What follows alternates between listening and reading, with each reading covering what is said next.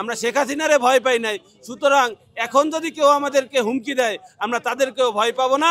আমরা আমৃত্যু প্রত্যেকটা ছেলের পদ কনফার্ম না হওয়া পর্যন্ত এখানে অনশন চলবে। আমরা আন্দোলন করতেছি ছাত্রদলকে বাঁচানোর জন্য। এখানে যারা আছে ত্যাগী নেতৃবৃন্দ, এরা সেন্ট্রালে পদ পেলে কোথাও কোনো ছাত্রলীগ জায়গা পাবে না।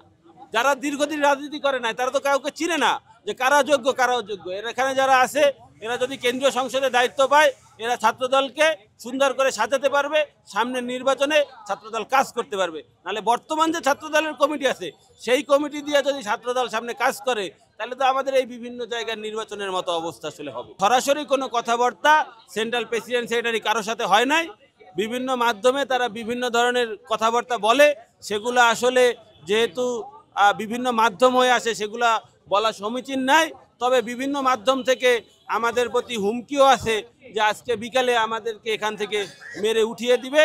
তবে আমরা তো ভয় পাওয়ার লোক না, আমরা যদি ভয় পাইতাম তাহলে তো 19 বছর শেখ হাসিনার বিরুদ্ধে আন্দোলন করতাম না।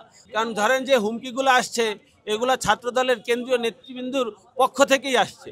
তবে তারা যেহেতু সরাসরি আমাদেরকে বলে নাই, সুতরাং যে তারাই সেটা বলেছে না মাঝের কেউ আমাদেরকে আসলে হুমকি দিচ্ছে এটা আমরা নিশ্চিত নই। তবে বিভিন্নভাবে আমাদের প্রতি হুমকি আসছে। দেখেন, আমরা জানি যে ছাত্রদলের পূর্ব নির্ধারিত কোনো প্রোগ্রাম পার্টি অফিসের সামনে নাই, কিন্তু তারপরও গতকালকে আমরা শুনেছি যে ঢাকা মহানগরের 4টি ইউনিট, ঢাকার শহরের সকল শিক্ষা প্রতিষ্ঠানে প্রেসিডেন্ট সেক্রেটারির যারা লোক আছে তারা আজকে বিকালবেলা পার্টি অফিসের সামনে আসবে। তারা কেন আসবে আমরা তা জানি না। অনেকে এখনো আসছে, অলরেডি চলে আসছে। তারা কেন আসছে সেটা আমরা জানি না। তারা কি কোনো অন্য কোনো কারণে আসছে, নাকি আমাদের জন্য সহমর্মিতা জানাতে আসছে, অথবা আমাদেরকে উঠিয়ে দেওয়ার জন্য আসছে, কী কারণে আসছে এটা তারা ভালো জানে। তারা যদি কেউ এসে আমাদেরকে সরাসরি মেরে ফেলে তাইলে আমাদের কাজটা সহজ হলো।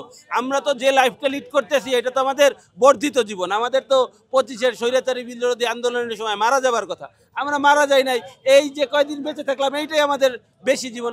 তারা যদি কেউ এসে মেরে ফেললো তাহলে আমাদের এই যে 10 দিন আর না খেয়ে থাকার কষ্টটা করতে হলো না। দেখেন, বাংলাদেশ জাতীয়তাবাদী ছাত্রদল হলো গিয়া বিএনপির কারিগর। একটা ছেলে আজকে ছাত্র দলের নেতা হবে, সেই ছেলেটা দুদিন পর যুবদল স্বেচ্ছাসেবক দলের নেতা হবে, সেই ভবিষ্যতে বিএনপির নেতা হবে। এটা হলো আমাদের ইম্পোর্ট পয়েন্ট। এইখানে যদি ভালো না হয় তাহলে অন্য সংগঠনে ঝামেলা হবে। এই জন্যই তো আমরা চাই ছাত্রদলটা ঠিকমতো চলুক, সেন্ট্রাল কমিটিটা পূর্ণাঙ্গ হোক, মহানগর কমিটিগুলো পূর্ণাঙ্গ হোক, প্রত্যেকটা ওয়ার্ড সুসংগঠিত হোক, যাতে সামনের নির্বাচনে আমরা সবাই ঐক্যবদ্ধভাবে কাজ করে ধানের শীষকে জয়ী করতে পারি, দেশনায়ক তারেক রহমানকে এই দেশের প্রধানমন্ত্রী বানাতে পারি। সেজন্যই তো আমরা আমাদের এই অনশন। দেখেন, বিএনপি কিন্তু সবসময় সংগঠন নির্ভর দল না, এরা জনগণ নির্ভর দল। এদেশে খালেদা জিয়া 91-তে আন্দোলন করে ক্ষমতায় এসে জনগণের উপর নির্ভর করে। আমাদের সংগঠনের চেয়ে জনগণ আমাদের প্রতি বেশি।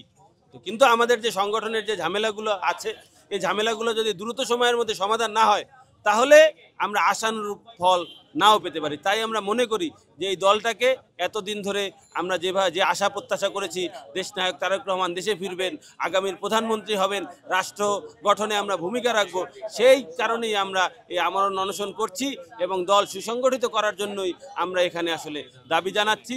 দল সুসংগঠিত করে ইনশাল্লাহ আমরা সামনে নির্বাচনে যেতে পারবো। নিরপেক্ষ, সত্য প্রকাশে আপোষহীন।